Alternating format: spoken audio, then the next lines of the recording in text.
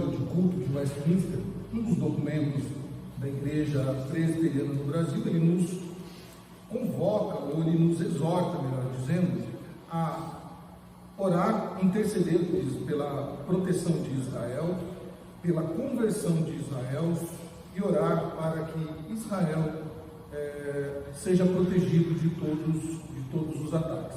Como os irmãos estão acompanhando aí pelos noticiários, há uma guerra travada ali no Oriente Médio, agora entre Israel e Irã, e ontem houve uma intervenção dos Estados Unidos, então o ambiente ali não está muito propício para a paz. Isso nos preocupa, e como cristãos obedientes à palavra de Deus, em primeiro lugar, e também como presbiterianos e que subscrevemos os nossos documentos de fé, nós precisamos orar por Israel e orar para que essa guerra termine, porque pessoas estão morrendo, pessoas estão perdendo as suas vidas, dos dois lados, claro, né?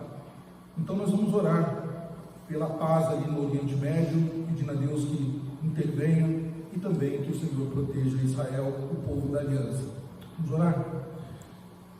Santíssimo Deus, obedecendo a Tua palavra, ó Senhor, que é viva e eficaz e ela não mente, nós colocamos diante de Ti, Senhor, a nação de Israel, o povo escolhido do Senhor, o povo a qual o Senhor se abençoou através de Abraão, de Isaque e de Jacó, um povo que o Senhor fez com suas próprias mãos, ó Deus. O Senhor separou este povo com suas próprias mãos. O Senhor cuidou deles desde o princípio, e o Senhor os protegeu, Senhor, de todas as ameaças ao longo da história, seja no cativeiro no Egito, seja no deserto, o Senhor sendo perseguido também por inimigos que cercavam o povo. Também, Senhor, Tu protegeu Israel diante de nações como os filisteus, que travaram batalhas por muitos anos contra o Teu povo. O Senhor protegeu Israel dos cativeiros da Síria, da Babilônia, protegeu também dos povos medo-persas, também dos gregos, também dos romanos. E nós cremos que o Senhor continuará protegendo Israel, Senhor, até o dia da conversão, quando Israel reconhecerá que o Senhor, que Jesus Cristo é o Senhor. Pai querido, nós lamentamos de todo o nosso coração o que está acontecendo ali, Senhor, no Oriente Médio, e pedimos que o Senhor intervenha, Senhor, que a paz venha reinar naquele local. Vidas estão sendo mortas, Senhor, de forma cruel dos dois lados. Pessoas têm perdido famílias, perdido todos os seus bens, Senhor, e já não sabem nem mais o que vão fazer daqui para frente. Entra com providência, ó Deus, entra com misericórdia, Senhor, porque Tu és o Deus da misericórdia. Oramos, Senhor, crendo que Tu podes, somente o Senhor pode colocar um ponto final nessa guerra, Senhor, tão cruel e tão sanguinária, Senhor, e pode restabelecer a ordem naquele local. Orando, Senhor, confiantes em Ti, em nome de Jesus. Amém. Meus irmãos, abramos a palavra do nosso Deus, livro do profeta Ezequiel, capítulo 1. Livro do profeta Ezequiel, capítulo 1. Nós vamos ler apenas o versículo 26, 27 e 28. Ezequiel, capítulo 1, versículo 26, 27 e 28. Diz assim a palavra do nosso Deus. Ezequiel, capítulo 1, versículo 26 a 28. Por cima do firmamento que estava sobre a sua cabeça, havia algo semelhante a um trono, como uma safira. Sobre esta espécie de trono estava sentada uma figura semelhante a um homem. Via como metal brilhante, como fogo, ao redor dela, desde os seus lombos e daí para cima, e desde os seus lombos daí para baixo. Via como fogo e um resplendor ao redor dela, como o aspecto do arco que aparece nas nuvens em dia de chuva. Assim era o resplendor em redor. Esta era a aparência da glória do Senhor. Vendo isto, caí com o rosto em terra e ouvi a voz de quem falava. Meus irmãos, Ezequiel, cujo nome significa Deus fortalece, esse é o nome que significa Ezequiel, ele era filho de um homem chamado Buzi, e também Ezequiel era de uma família sacerdotal, provavelmente, possivelmente, da linhagem de Zadok. Então, quando nós vamos estudar a linhagem sacerdotal, nós vamos ver que Zadok tem uma importância aí, inclusive na separação dos levitas no período do rei Davi. Zadok tinha aí uma função muito específica e muito valiosa. E aqui nós vemos então a familiaridade de Ezequiel com Jerusalém. Ele tinha uma familiaridade com Jerusalém, obviamente, porque ele viveu os seus primeiros anos de vida em Jerusalém. Quando Israel foi sitiado, foi invadida pelos babilônicos, lá no ano 586 a.C., Ezequiel ainda era pequeno e foi levado cativo, junto com outros muitos garotos e famílias reais, para a Babilônia. Isso aconteceu mais ou menos no ano de 597 a.C., quando essa leva foi transportada para a Babilônia do rei Nabucodonosor. Você pode encontrar essa história ali no segundo livro dos Reis, já no finalzinho do livro, no capítulo 24, 25, 24, 23, 24, vai narrar a queda de Israel para a Babilônia. Então, no tempo do profeta Ezequiel, Israel, então, por causa dos seus pecados, foi levado cativo. Lembrando que Israel já vinha numa decadência desde Roboão, quando a tribo se dividiu em duas. Roboão ficou com duas e o servo de Salomão ficou então com as 10 tribos, formando então duas tribos aí, Reino do Norte e Reino do Sul. Então isso aconteceu no ano 586. O profeta então ele viveu na Babilônia durante podemos dizer assim, toda a sua adolescência e fase adulta, e era lá que os israelitas estavam cativos, mas também foi deixado uma pequena parte em Jerusalém. Portanto, Ezequiel, quando ele profetiza para os que estão cativos e também para alguns que estão ainda morando em Jerusalém, nos escombros que lá sobraram. Deus falou com Ezequiel por visões, por muitas visões, por algumas visões muito importantes. Nós vamos ver isso ao longo do estudo do livro.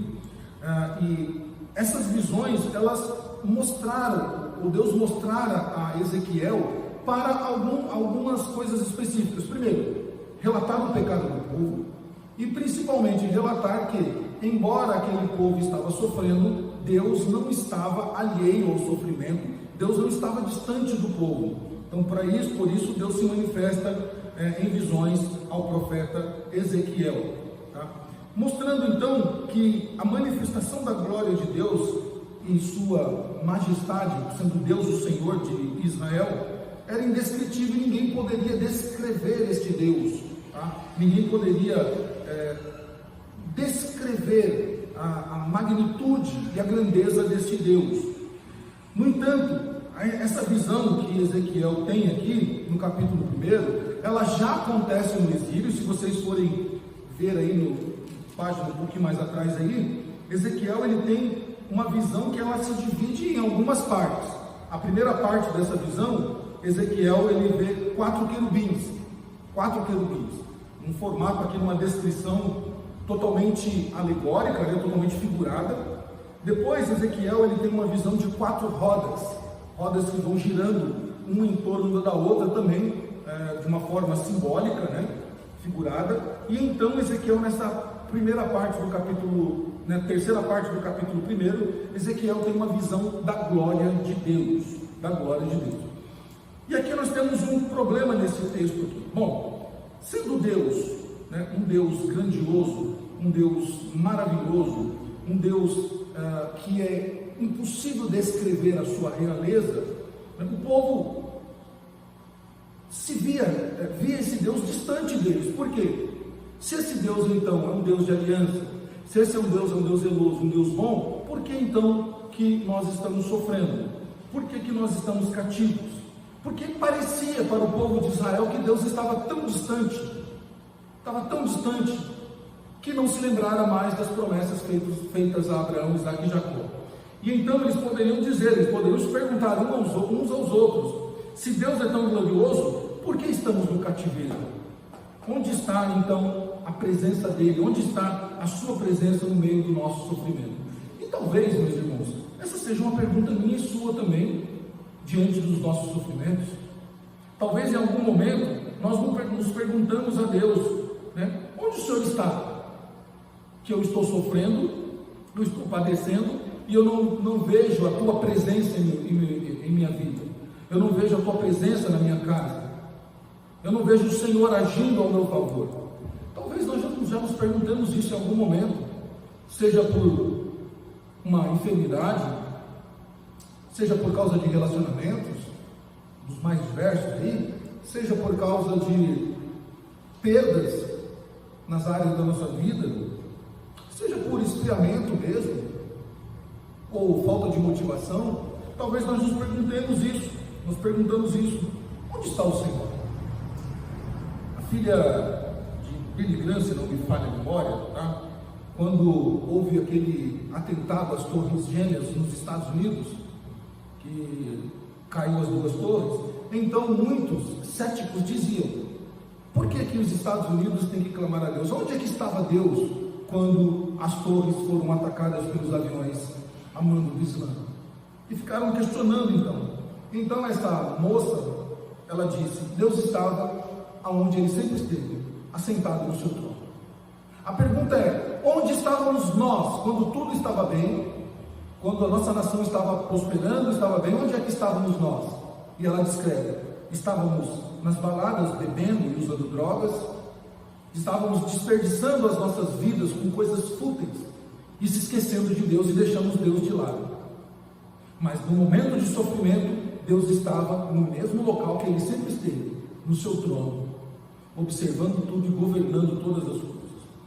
Meus irmãos, para conhecimento histórico deste texto, então nós já sabemos que Ezequiel estava exilado na Babilônia, que o capítulo 1 ele descreve uma visão celestial com elementos apocalípticos, esses elementos são apocalípticos e puramente simbólicos, por isso que alguns falam que Ezequiel é um dos livros mais difíceis de se entender devido às suas figuras, aos seus símbolos que estão inseridos nos capítulos desse livro. Esse cenário aqui ele é teofânico, lembre-se, teofania é a aparição de Deus para o homem, seja por visões, seja por meio de objetos. Isso é uma teofania. Então o cenário aqui ele é teofânico, há uma manifestação visível da glória de Deus. Então isso acaba definindo aí o cenário teofânico. Quando Deus se manifesta de forma visível a nós por alguma coisa. Para Moisés foi na sarça ardente. Para Abraão foi através de um anjo, uma forma humana, ou por voz. Bom, a glória de Deus, então, nós temos como proposição que a glória de Deus se revela, ou revela a sua majestade, a sua santidade, levando então o povo à reverência e adoração. Então, quando nós falamos da glória de Deus, nós falamos: olha, precisamos glorificar a Deus, precisamos dar a Deus a glória. Nós lemos que no livro de Samuel, quando aquela moça teve um filho, ela colocou o nome dele de Cabó, foi-se a glória.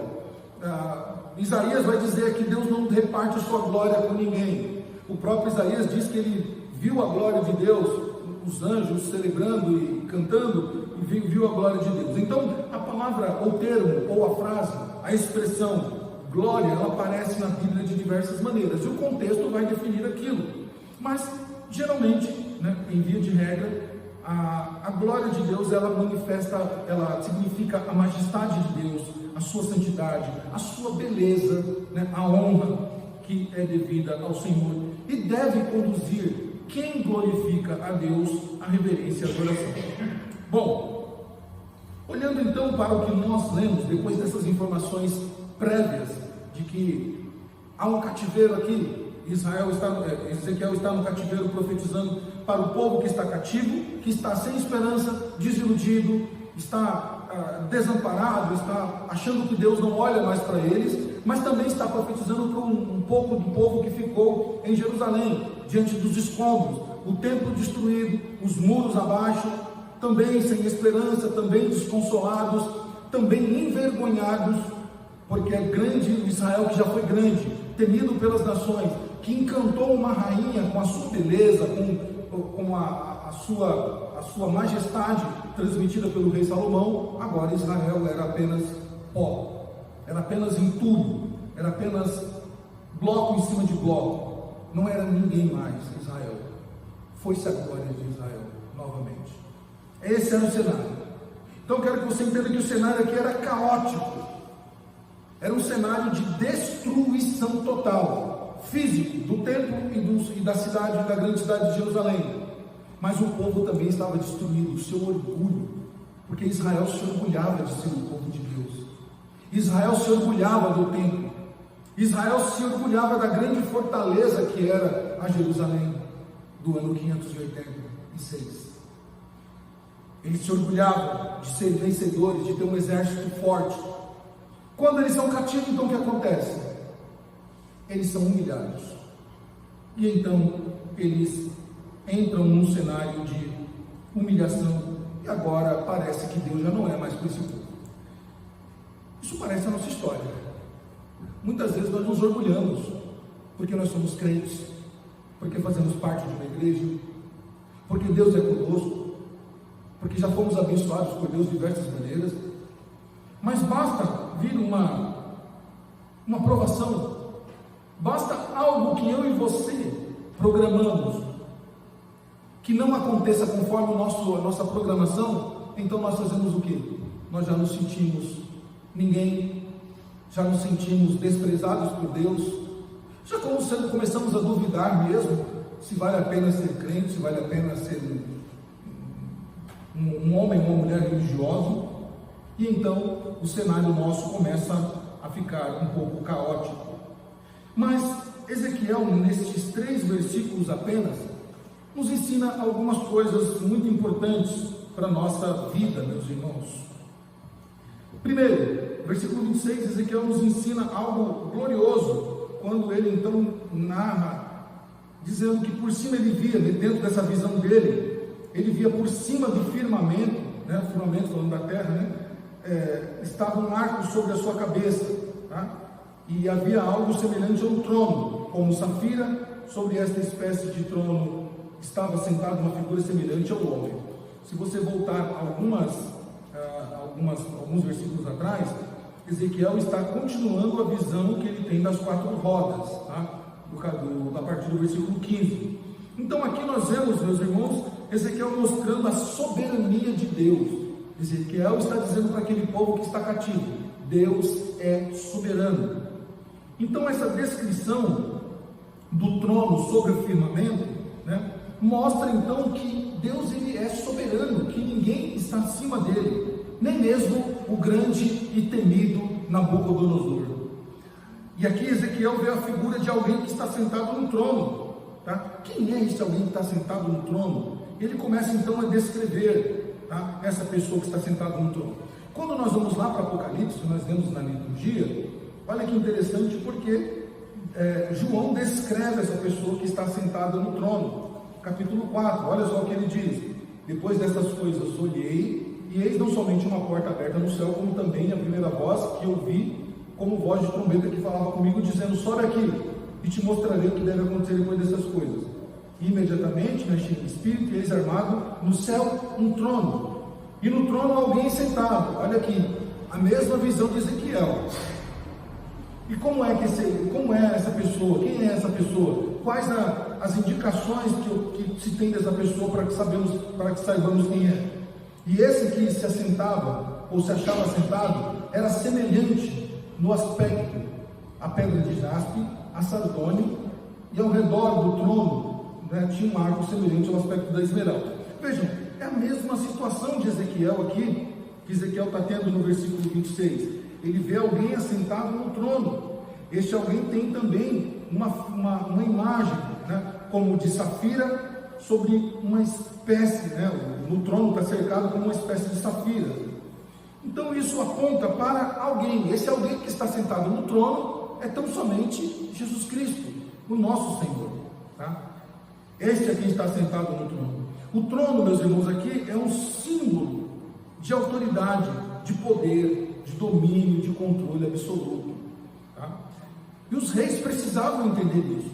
Todos os reis de Israel que assentaram no trono físico, tá? Eles sabiam que eles estavam sentados no trono, mas quem governava era Deus. Porém, agora nós temos um rei que está sentado no trono, chamado Nabucodonosor, que não tem esse entendimento. E o povo então está agora amedrontado, o povo agora está meio que perdido, e então Ezequiel profetiza, tem essa visão e transmite a esse povo dizendo: há alguém assentado no trono, que vocês devem temer. Mas não é Nabucodonosor, não é o grande rei da Babilônia que saqueou Israel, que destruiu os muros e os templos e levou todas as coisas, os utensílios do templo. Há alguém mais sublime, alguém mais forte, alguém com um esplendor muito maior do que Nabucodonosor. E ele descreve esta pessoa, então, que está sentado no trono. Ele é a verdadeira autoridade, portanto nós não devemos temer. Então o trono aqui representa isso, soberania de Deus sobre todas as nações.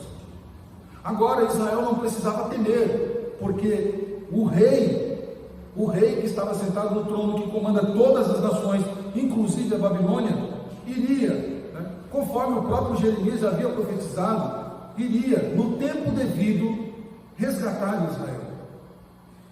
Bom, como nós podemos aplicar isso, irmãos? Nós podemos ver que mesmo no cativeiro, mesmo em situação de cativeiro, Deus continua sendo o Senhor soberano do seu povo, e Ele está no controle da vida do seu povo. Portanto, em algum momento da nossa vida, talvez já passamos ou iremos passar por um cativeiro, não físico, real, como este de Israel, mas talvez nós estaremos presos em alguma coisa, presos naquilo que nós já falamos, nas perdas, presos talvez nas enfermidades, presos talvez nos sentimentos, presos talvez na decepção de projetos não realizados. Mas nós devemos lembrar, meus irmãos, de uma coisa: mesmo nessas situações de cativeiro, Deus continua sendo o Senhor soberano da nossa vida. Isso que Israel precisava lembrar. Mas ainda no versículo 27, Ezequiel, dentro dessa visão ainda, ele continua vendo algo interessante, que diz: vi como metal brilhante, como fogo ao redor dela, desde os seus lombos e daí para cima, e desde os seus lombos daí para baixo. Via como fogo e um resplendor ao redor dela. Bom, Ezequiel aqui ele viu algo com uma aparência de fogo, dos lombos para cima e dos lombos para baixo. O fogo na Bíblia, ele representa pureza, justiça e santidade. É por isso que João disse: eu vos batizo com água, mas vai vir um após mim que batizará vocês com o Espírito Santo e com fogo. Justamente para fazer o quê?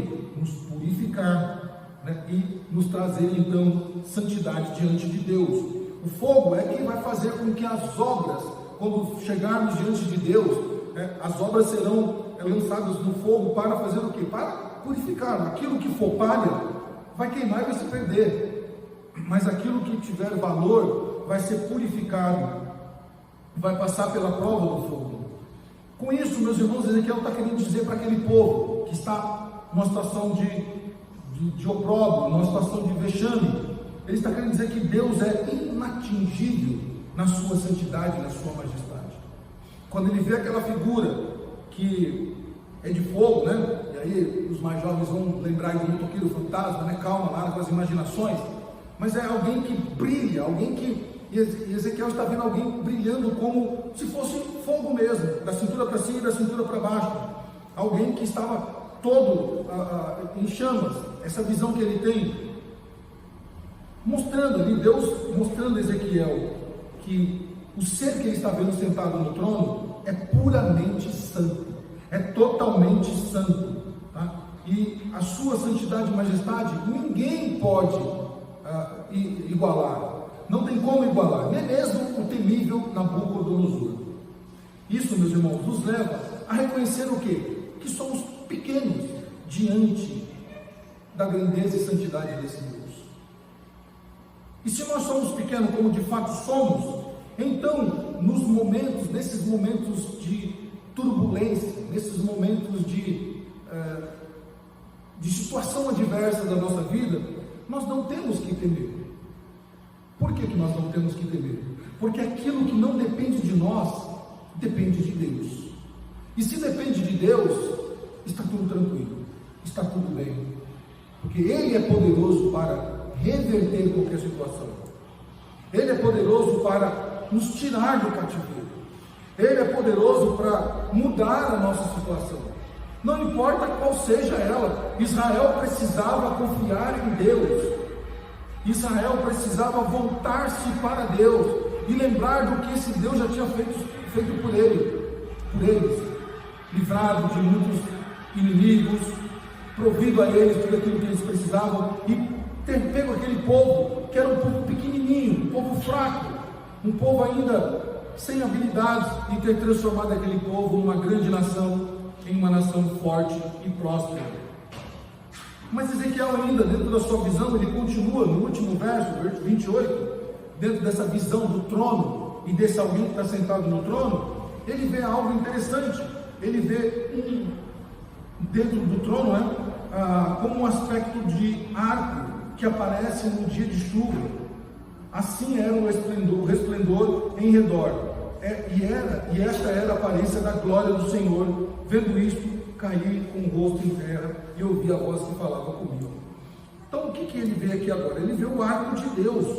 Bom, vocês lembram quando Deus disse a Noé: Noé, diga a este mundo pecador. Quando o pecado atingiu um limite, então o Senhor diz: o meu espírito não contenderá mais com o homem, por isso seus dias serão 120 anos. Então Deus deu um prazo para destruir aquela humanidade pecadora, que cometia pecados terríveis. E Deus então enviou Noé para ser o pregador daquela geração. Noé pregou durante muitos anos, pregou dizendo: olha, o Senhor vai destruir essa terra com chuva, o Senhor vai inundar por isso aqui. Eles riam, caçoavam de Noé e diziam que era impossível aquilo acontecer. Então as águas do dilúvio veio, inundou a terra e destruiu toda aquela geração. Ao prazo determinado por Deus, então as águas se baixaram e então a humanidade foi reconstituída, e Deus disse para Noé: eu não vou mais destruir a terra como fiz dessa vez. Quando chover, vocês vão ver o meu arco. E o arco de Deus então é a lembrança daquilo que Deus disse, que não destruiria mais a terra por água, né, ou por as águas de dilúvio. Então todas as vezes que o arco de Deus era visto, era o sinal da aliança de Deus com Noé. Então o arco na nuvem aqui simboliza isso, a aliança. Essa lembrança lá de Gênesis capítulo 9, que eles deveriam ter em mente. Meus irmãos, essa também é a visão que João tem no Apocalipse. No capítulo 4, ele vê um arco também no trono de Deus. Mas há um detalhe lá em João. Há um detalhe bem interessante, depois vocês podem olhar lá. Quando João vê o trono, quem está sentado no trono, ele vê um arco. E depois do arco ele ouve trovões e relâmpagos. Bom, vamos lá. Antes da gente ver o arco-íris, primeiro já caiu chuva, já deu trovão, já deu relâmpago, depois a chuva baixa, que aí vem o arco. Normalmente é assim, não é? É assim que acontece. Dá aquela chuvarada danada, aqueles trovões, relâmpagos que a gente se esconde até embaixo da cama de medo. Depois que a poeira baixa, depois que o sol começa a sair, aí vem o arco de Deus. Geralmente é assim. Mas João está vendo ao contrário. Ele está vendo primeiro o arco de Deus e só depois o som de barulho de trovão. Por quê? Porque João lá, ele tem a confirmação de Deus, de que a aliança de Deus prevalecerá. Porque aquilo já foi passado, já passou a tempestade, já passou os trovões da nossa vida. Portanto, Deus, ele reina em nossa vida e ele mostra isso lá para João. Então, meus irmãos, aqui, voltando para Ezequiel então tem essa visão do arco de Deus, né? mesmo então na manifestação da glória do juiz de Deus, mesmo Deus julgando aquele povo, né, Deus revela a sua graça e fidelidade para com o povo de Israel. Meus irmãos, Deus é um Deus santo, um Deus justo, mas também um Deus de misericórdia. Aquele povo estava cativo porque merecia, eles mereciam o cativeiro, mas Deus usou da sua misericórdia, mostrando para Ezequiel nessa visão, mostrando a ele que a aliança dele com o povo não iria se findar ali, não era o fim daquele povo. Eles iriam sofrer por um tempo, mas Deus iria os livrar. Portanto, meus irmãos, devemos ter isso em mente. Ainda que eu e você passemos por dificuldades, passemos por provações, saiba que não é o fim, não é o fim. O Deus que se aliançou com você, o Deus que prometeu te salvar, Ele cumprirá isso até o dia final. A obra que Ele começou em nossa vida, Ele vai concluir até o dia final, para a glória do nome de Jesus. Concluindo, meus irmãos, a visão da glória de Deus leva Ezequiel a se prostrar diante dele, leva Ezequiel a se jogar diante dele.